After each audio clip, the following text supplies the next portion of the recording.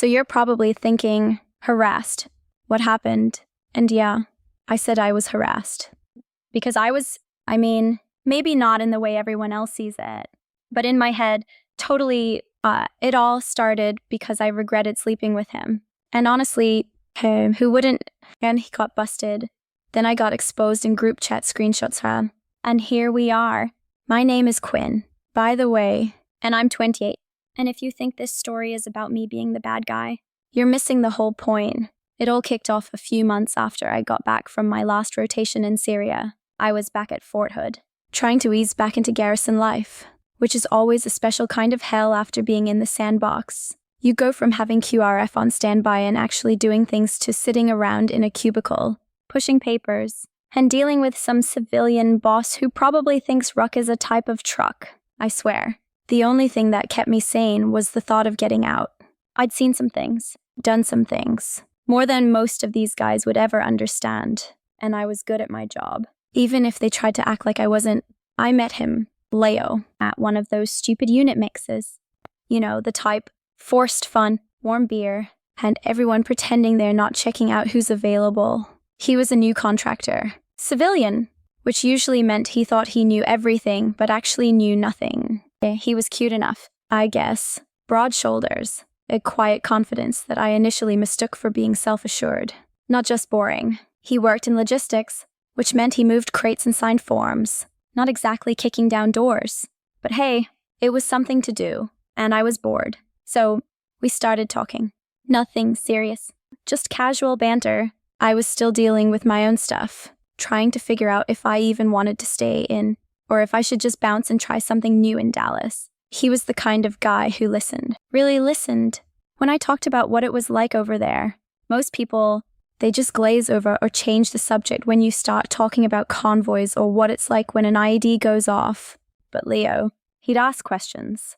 Even if they were a little dumb, he'd say things like, "That must have been intense," or "I can't even imagine." It was refreshing. Honestly, after dealing with so many guys who just wanted to tell their war stories or try to one-up you, he wasn't a soldier, so he couldn't understand. But he pretended to try, and that was enough for me. We started hanging out, just grabbing a bite at the PX, maybe going off base for some actual food. He was always super polite, opening doors, paying for everything. A real gentleman, which, let's be real, is hard to find these days, especially in the military, where half the guys think chivalry is a medieval weapon. He never pushed anything, which was nice. I was used to guys being all over me, thinking just because I was a woman in uniform, I was easy. He wasn't like that. He was just steady, predictable, a little too nice. Honestly, I should have known then. Too nice guys always have a catch. One night, after a particularly awful day at work where my commanding officer, Major Henderson, total meathead, always undermined me, basically told me I was too emotional for my job. I was fuming. I called Leo, just needing to vent. He came over, brought a pizza, and just sat there, letting me get it all out. I told him how Henderson always questioned my decisions, how he'd pull me off tasks I was perfectly capable of handling. Probably because he couldn't stand the idea of a woman leading anything important. It's always, if you were a man, you'd understand. Quinn, I ranted. Or you're being dramatic. But I was doing my best. And they just made it worse. Leo just nodded, listened, and said, "He sounds like a real jerk. You're strong. Quinn, you can handle anything." That's what I needed to hear. Validation, not some lecture about handling stress better. One thing led to another. You know how it is? It was late. I was frustrated. And he was there. Being all understanding, we ended up in my bed. It wasn't some grand romance. Not some movie scene. It was just convenient. And for a moment, it felt good. Like I was getting something back. Something I deserved. Something to forget the constant grind and the feeling that I was always fighting uphill. He was gentle, attentive. It wasn't mind-blowing, but it was fine. And then, the next morning, the regret hit me like a ton of bricks. As soon as the sun peeked through the blinds, I felt it. That instant wave of, oh crap, what did I do? It wasn't him. Not really. It was just me. I don't do casual, not really. I mean, I can, but then I hate myself for it afterward. I regretted it instantly. Not because he was bad, but because it felt cheap, it felt like I just used him to feel better about myself for 5 minutes. And then the reality set in. Now I had to deal with this. I remember lying there, the silence in the room weighing on me. My internal monologue was screaming, "What were you thinking? Quinn, you're smarter than this." I could practically hear my drill sergeant yelling at me for making a dumb decision. He stood next to me, and I stiffened. I just wanted him gone. But how do you tell someone, "Hey, thanks for listening to me whine last night and for the temporary distraction. Now get out of my bed because I regret you." You don't, not without being a total monster. And I'm not a monster. I have needs. You know, he woke up, smiled at me. That's sweet. Too nice guy smile. "Morning," he whispered. A little too happy for my taste. I mumbled something back, trying to act normal. He started making small talk, asking if I slept well, if I wanted coffee. All I could think was, get dressed, get out, leave me alone. I needed space. I needed to pretend it never happened. Later that day, at work, he tried to act like everything was normal. He'd come by my cubicle, lean against the partition, try to make eye contact. He even sent me a text, something cheesy like, "Hope you're having a good day. Beautiful, beautiful." Seriously. I just ignored it.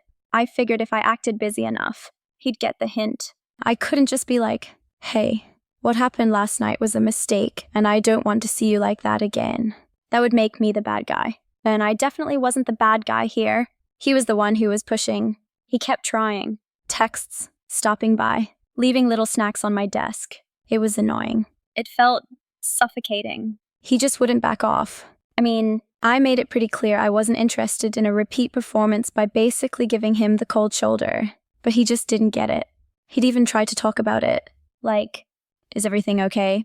Quinn, you seem a little distant." Distant? No. I was trying to avoid him. Why couldn't he just take a hint? I felt like I was being chased, even though he was just being nice. It started to feel like harassment. Honestly, I mean, if someone keeps bothering you when you've clearly shown no interest, what else do you call it? He was just so persistent. Then came the incident. We had a joint unit training exercise coming up. A big one, out in the field for a week. I was supposed to be in charge of comms for my squad, something I'm actually good at. I'd done it plenty of times downrange, managing chaotic situations with barely a hiccup. But Major Henderson, because he's a total control freak and probably still had a bug up his butt about me, decided at the last minute to put me on supply runs instead. Supply runs, like I was some new recruit. He said, "Quinn, you're better suited for logistical support right now. We need someone reliable for the mundane tasks." Mundane? My job is never mundane. I knew it was a dig. He just wanted to sideline me. He always said I was too focused on the big picture and needed to learn the smaller details first. It was infuriating. I was doing my best, and they just made it worse. So, there I was, driving a Humvee loaded with MREs and water bottles, feeling completely disrespected. And who do I see at the supply tent? Well, Leo. He was there helping with the inventory, all chipper and oblivious. He saw me and his face lit up. "Hey, Quinn, what are you doing here? I thought you were with comms." He knew. He absolutely knew. He probably heard the gossip. I could feel my face get hot. Just helping out. I mumbled, trying to brush past him. Of course. Didn't get the message. He started trying to chat me up, asking if I wanted to grab dinner later, even though we were literally in the middle of nowhere, eating Maris. He was just so oblivious to how uncomfortable he was making me. I finally snapped. "Look, it's appropriate," I said, a little louder than I intended. "I'm busy, and honestly, I think you should just back off. I'm not interested." "Okay." And I regret what happened. It was a mistake. His face, for once, actually changed. It fell. He looked hurt. Good. Maybe now he'd get it. But then, he did something I didn't expect. He got defensive. Regret it. What's to regret? I thought we had a connection. A connection. Seriously. And we hooked up one time, and I told him I regretted it. How much clearer did I need to be? Later that day, I was still simmering. I was trying to focus on my inventory, but I kept replaying the conversation in my head. And that's when I saw him, whispering to another contractor, a loudmouth named Dave. Dave was known for being a gossip, and they were looking in my direction. My stomach dropped. I knew, just knew, They were talking about me, and probably about what I'd said to Leo. I spent the rest of the week trying to avoid Leo, which was hard in the field. Every time I saw him, he'd either try to talk to me or just glare, and the way other people looked at me, I could feel the whispers. It was like I had a giant target on my back. I was the one who was getting harassed, but now I was the bad guy for calling it out. It just wasn't fair. I was doing my best, trying to manage a stressful situation, and he was just making it worse. When we got back to Fort Hood, things escalated. I started getting weird looks from people in my unit. Not just the guys, but some of the other women too. They'd whisper when I walked by, or just stop talking completely. It was infuriating. I knew it had to be Leo. He was probably spreading some distorted version of the story. Like I was the bad guy for saying I regretted something, as if he wasn't the one who kept pushing after I'd made it clear I wasn't interested. Then one morning, I woke up to my phone blowing up. It was a group chat. One of those informal ones for people in my section, mostly for sharing funny memes and complaining about the command. But this time, it was different. Someone had dropped screenshots, and they were from Leo's phone, screenshots of his texts to me. The ones I'd ignored, the ones where he was being nice, and then my replies, or rather, my lack of replies. And then there was a message, supposedly from me, saying something like, "I can't believe you actually thought anything was going to happen. It was a mistake. Get over it." But that wasn't my text. Not exactly. It was twisted. It was a direct quote from what I said to him at the supply tent, but taken out of context. And then there were more screenshots of Leo complaining to someone else, probably Dave, about how I had led him on and then trashed him. The worst part, the last set of screenshots was of my profile from some dating app I hadn't used in months, implying I was still looking around while supposedly with him, which I wasn't, and we weren't with each other. I scrolled through the messages, my heart pounding. People were reacting with shocked emojis. Some were calling me a cold-hearted bitch. Others were saying Leo was lucky to dodge a bullet. I was livid. This was harassment. He was trying to ruin my reputation because I didn't want him. He got busted for showing personal texts, but then I got exposed for a conversation that was completely twisted out of context. My internal monologue was screaming. He's trying to destroy me because I didn't fall for his nice guy act. What a loser! I immediately called my best friend, Jessica. She's in the Air Force, stationed in Phoenix, so she gets it. She's seen enough barracks drama to know how these things go down. I explained everything. How he wouldn't leave me alone. How I felt like he was harassing me. How he twisted my words. How these screenshots were now making me look like the bad guy. He's a creep. Jess, I practically yelled. He's trying to ruin my life because I didn't want to be with him. I just regretted sleeping with him. That's it. Jessica, bless her heart, listened. But then she said, "Quinn, are you sure he knew you weren't interested? You said you just ignored his texts. That's not exactly clear." And telling him it was a mistake after, that's pretty harsh. Harsh. He was being a stalker. I was just being honest. And what was I supposed to do? Sugarcoat it. I had to be direct. That's how I operate. I'm a soldier, not a diplomat. The fallout was immediate. People started avoiding me in the chow hall. Whispers followed me everywhere. Some of the guys, who I thought were my friends, suddenly started giving me the cold shoulder. The worst was when I walked into the common area. On a few of the military wives, who had somehow gotten their hands on the screenshots, probably through Dave's wife. That total busybody were giving me the stink eye. One of them, a blonde with a perpetually sour face, actually turned her back on me when I tried to say hello. It was like I was radioactive. The situation at work became unbearable.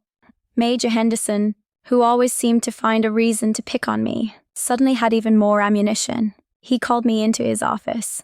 "Quinn," he said, leaning back in his chair, a smirk playing on his lips.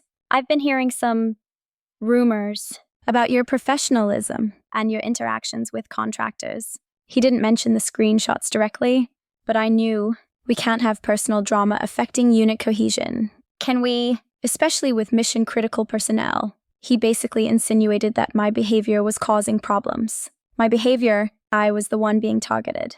I was doing my best, and they were just making it worse. He put me on a temporary reassignment to a remote training detachment, miles away from the main base. It was basically a punishment, a way to get me out of his hair. It's a chance for you to focus. Quinn, away from distractions. He said, distractions. He meant Leo and the gossip. It was a total demotion, a blatant effort to sideline me, all because of some stupid hookup I regretted. I wanted to scream. This is retaliation, I thought. If I was a man, they wouldn't care. The training detachment was a nightmare. It was small, Isolated. and filled with a bunch of green recruits who had no idea what they were doing. I was supposed to be their mentor, which really meant I was stuck doing all the grunt work while they stumbled around. I was so angry, so frustrated. Every single day, I felt like I was being punished for something that wasn't even my fault. Meanwhile, I heard through the grapevine that Leo was fine. He was still at Fort Hood, still working his logistics job, probably still being his nice, irritating self. He hadn't been fired, hadn't been transferred. Just me. It was so unfair. I was the one who had been harassed, and I was the one paying the price. Then came the big deployment, a real one, to Afghanistan. We were part of a larger unit, and the mission was tricky. High stakes. I was supposed to be a squad leader, leading a small team on patrols, which was a huge responsibility. It was my chance to prove myself, to show them all that I wasn't just some emotional woman who couldn't handle things. I knew this. I was ready. I'd trained for this. I was doing my best. But then, at the last minute, because of the concerns about my judgment and leadership ability, Henderson, I was assigned to a support role. My job, to coordinate supply drops for the frontline units. Important, yes, but not what I was supposed to be doing. Not where I was needed. It felt like another slap in the face. They were always underestimating me. The actual deployment was chaos. Afghanistan is always chaos. We were constantly under pressure, short on supplies, dealing with a constantly changing enemy. My job was to make sure the guys on the ground got what they needed, when they needed it. And I tried. I really did. But it was impossible to keep up. The comms were spotty. The intelligence was bad. And every time I requested an airlift, it seemed to get delayed or rerouted.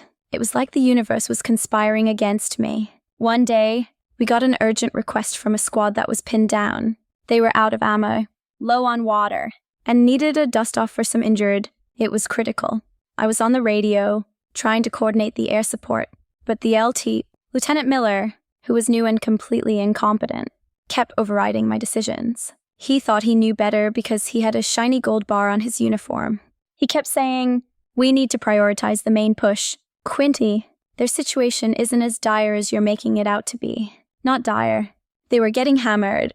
I was screaming into the radio, trying to get them to understand the urgency. I tried to explain that if we didn't get those guys out, they were going to be overrun. But Miller, he just wouldn't listen. He kept insisting on sticking to the protocol, on waiting for official clearance, which was always taking forever. It was infuriating. I was doing my best, and he was just making it worse. I knew what needed to be done. I had the experience, but he just ignored me. If I was a man, he wouldn't have dared question me. And then the worst happened. The squad got hit. Hard. They were overrun. We heard the frantic, desperate calls over the radio. Then silence. A few hours later, word came back. Here, casualties. Because of the delay. Because they didn't support me. Because they underestimated me. I was gutted. Not because I felt guilty, but because I was so angry. So unbelievably angry at Miller, at Henderson, at the whole damn system. They cost those men their lives. Not me. I tried. I did everything I could, but I was undermined. When we got back, the investigation started. Of course, it did. They had to find a scapegoat. And who better than the woman who had already been flagged for unprofessional behavior? They called me in, grilled me about the comms, about my decisions. About the delays. I told them exactly what happened. I told them how Miller had overridden me, how the support wasn't there, how I was doing my best under impossible circumstances. I even brought up the harassment from Leo, trying to show them how I was being targeted and how it impacted my ability to focus. They just looked at me with those blank, disbelieving faces. They kept going back to the screenshots, to the personal drama that they claimed was a distraction. It was all my fault. In their eyes, always my fault. The outcome, not a dishonorable discharge, but damn near close. A general discharge under honorable conditions, which sounds okay, but it messes with your benefits, with your future. It's basically saying, you're not good enough. but we're not going to formally brand you a criminal. It was a death sentence for my military career, all because of a hookup I regretted, and a bunch of incompetents who couldn't see past their own sexism. I was blacklisted. My name was mud in the circles that mattered. The worst part was seeing the fallout. The news picked up the story. Not the real story, but their twisted version of it. The controversial officer whose personal life compromised a critical mission. My name was everywhere. My reputation gone. I couldn't even get a decent job stateside. Every time I applied, I'd get the same polite but firm rejection. I knew why. They Googled me. They saw the headlines. They saw the military forums where people were tearing me apart. My phone still blows up sometimes. Not with group chats, but with anonymous messages from military wives.